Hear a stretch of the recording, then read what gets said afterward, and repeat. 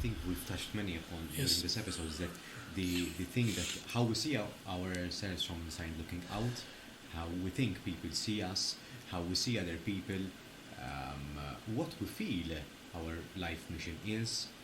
We mentioned parenting and child rearing. It has become a chore to raise children. Yes. It isn't anymore. In fact, a life. in fact, people are not having children, Yeah.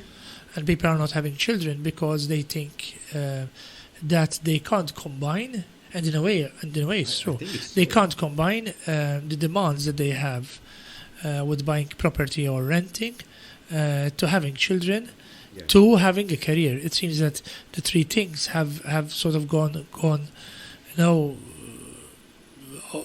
AWOL. They have gone completely in different directions. That and the fact that parents, I would say rightly so. I'm not a parent, but I feel that parents rightly so. They still want to live their lives as even though they don't have children. The message is, but they want to enjoy life even with kids, individuals, not as parents. But- they're giving. But this everything. idea, I mean, this idea that your life sort of stops because you have kids is not true. Of course, it is a responsibility. It's a lot of work. It's a lot of money. It's a lot of responsibility for sure. Okay, we agree on that. There's nothing to disagree on it. But it doesn't mean that life stops because you have kids. Because we are taught, we think, we are made to think that is the case. And you can manage to combine things, but then there are also the expectations of you have to travel, you have to go around the world. I mean, you're spending 30,000-40,000 on a wedding, and then you have your honeymoon in the bloody Caribbean where you're going to spend another 10,000. I mean, Because now is the time. because before now we is have the time because before I get. So what is the difference going to Sicily for a couple of days, enjoying yourself in a nice agritourism, or going a nice spending some time in London or in another city in Europe where you can have a nice holiday but not spend so much money. Why do we? Because it's trendy to say that I have gone to Thailand for my honeymoon. So it is a constant struggle to try and respond to what other people and technology and the industry, obviously, like the catering industry, the hospitality industry, is trying to convince us that is the way that you'll be happy by going there.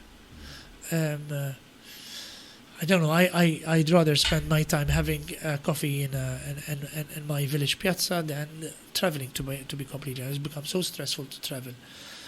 I know a lot of people don't agree with me, but for me, spending time at home or at the piazza, having a coffee or a pizza there, feels like being in Paris. Feels like being in Venezia. I can't see a big difference apart from the cost of going to these places. Because to you it might seem that traveling you're still switched on, and you need to switch off. It is yes, and I just don't enjoy traveling to be quite honest. But well, when I do travel, then I enjoy it. Yeah. I'm not that boring, but it isn't something that I aspire to. My target is to go abroad. But it's also a question of what is important for us as well. Having a nice book, having a nice series to watch, spending time with my dog, with my cat, with my family. For me, those are of immense value. And we're shooting this in January 2024. What do you wish for yourself in 2024? I'm scaramantico. How do you say that? I don't like to predict things. I mean, this is going to be a particular year for me, to be quite honest, because there are a couple of decisions that I will be taking so it will be a particular. No, I just want to become more of a private person, if you had to ask me.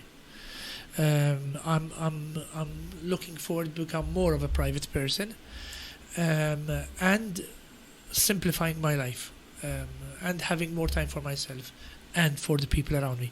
So that would be my aspiration. We'll see in December.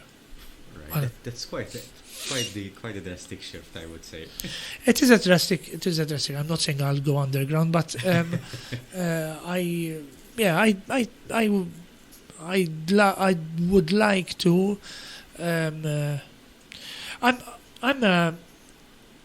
I'm fascinated by Banksy. Banksy is the famous stencil artist. He has that girl with the balloon. Okay, yeah. It's called The Girl with the Balloon. He had this famous painting of the girl with balloon that got caught in a shredder. It's a famous story which shows that art was creating. And anyway, it's very. I use Banksy a lot in my lecturing. Banksy has remained anonymous, although a lot of people seem to know who he is, or it could be a cooperative of people, a consortium of people, rather than just being one person. But Banksy, I admire because he uses art. He uses graffiti, stencil art, but on walls, graffiti art. But his style is with stencils, so that he's fast and quick, and he has pieces all over the world and museums all over the world, and it's very price, very good value art. But one of the things that he seems to convey is that you can be doing stuff, passing on very important political messages, even privately. And this anonymity I find intriguing. We are living in a society which is continuously surveilled. We are surveilled by cameras, by technology, continuously. People know where we are all the time. People know what we're doing all the time. We tell people all the time what we're doing. We're eating patat al forn. We are. This is my new tanga. This is my new yacht. This is my new. We're doing that all the time. So there's no privacy left, and we think that being out there all the time, being in the spot all the time, gives us more value. Banksy shows us that his art, very powerful, simple, but very powerful art with very powerful messages, can create a difference. So I am intrigued by that sort of thinking. So it's like condensing what you've accumulated so far in your life and channeling it in I also think that I'm 54 this year, and I think that most of what I had to say, I said it. So I find myself repeating a lot. So I think